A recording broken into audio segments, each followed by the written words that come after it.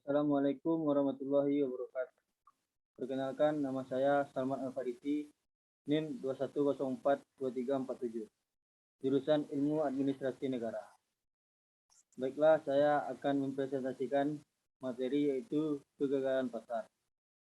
Kegagalan pasar adalah suatu kondisi di mana pasar mengalami kegagalan dalam menyediakan kebutuhan pasar secara efisien atau ketimpangan antara produsen dan konsumen. Dalam hal ini, mekanisme pasar yang tidak efisien akan menyebabkan kebutuhan pasar yang dihasilkan menjadi terlalu banyak atau terlalu sedikit. Implikasi ekstrim dari fenomena ini adalah kolapsnya pasar tersebut sehingga tidak dihasilkannya lagi komoditas pasar terkait. Kegagalan pasar juga dapat diartikan sebagai kegagalan dari suatu institusi yang berkaitan dengan pasar atau pengaturannya dalam menyokong aktivitas yang diperlukan, juga menghentikan aktivitas yang tidak diperlukan. Dalam kegiatan pasar, kegagalan pasar terjadi karena mekanisme harga gagal memperhitungkan keseluruhan harga dan keuntungan yang berkaitan dengan penyediaan maupun konsumsi dari suatu barang dan jasa. Hal ini kemudian berdampak pada alokasi atau penggunaan yang tidak efisien. Peristiwa paling update yang terjadi saat ini adalah adanya pandemi virus COVID-19 yang telah menginfeksi lebih dari 16 juta penduduk dunia dan lebih dari 90.000 penduduk Indonesia per Juli tahun 2020. Infeksi virus yang dimulai dari Cina telah menyebar ke seluruh penjuru dunia. Pandemi ini telah melumpuhkan perekonomian dunia karena adanya kebijakan karantina oleh masing-masing negara untuk menghambat penyebarannya. Kondisi perekonomian masyarakat Indonesia saat ini sedang tidak stabil. Dikala pemerintah sedang berupaya untuk mengoptimalkan kondisi perekonomian di Indonesia. Pandemi datang dengan segala dampak negatifnya. Seperti yang kita ketahui sekarang bahwa dampak dari pandemi ini sangat berpengaruh terhadap segala aspek terutama pada kondisi kesehatan dan perekonomian masyarakat.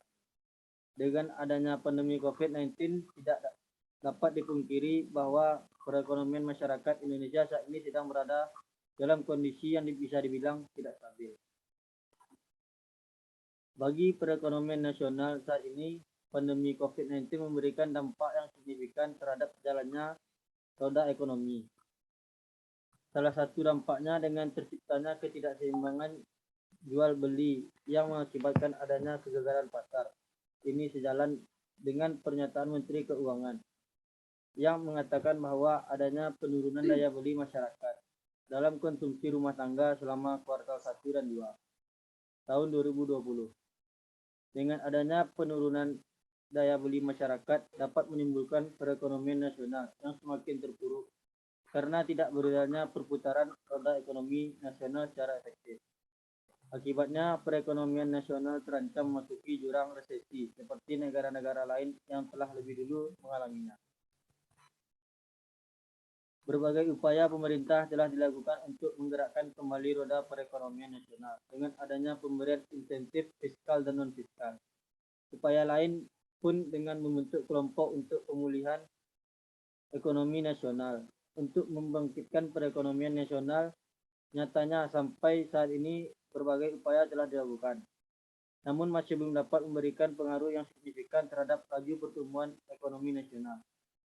Pertumbuhan ekonomi nasional yang cenderung bergerak lambat dapat disebabkan karena adanya kegagalan pasar dengan salah satu penyebabnya bisa terjadi karena adanya informasi asimetris. Pada awal pandemi COVID-19 memasuki Indonesia, masyarakat dihebohkan dengan adanya respon yang berlebihan dari kalangan tertentu sehingga menimbulkan panic buying dan terhadap oknum yang sengaja menimbun persediaan seperti masker. Hal ini membuat keseimbangan pasar menjadi terganggu, yang mengakibatkan terjadinya undersupply dan kelangkaan barang pada pasar penjualan. Kegagalan pasar sendiri terjadi jika kondisi pasar gagal dalam melaksanakan fungsinya untuk mengalokasikan sumber-sumber ekonomi secara efisien dalam menghasilkan barang maupun jasa.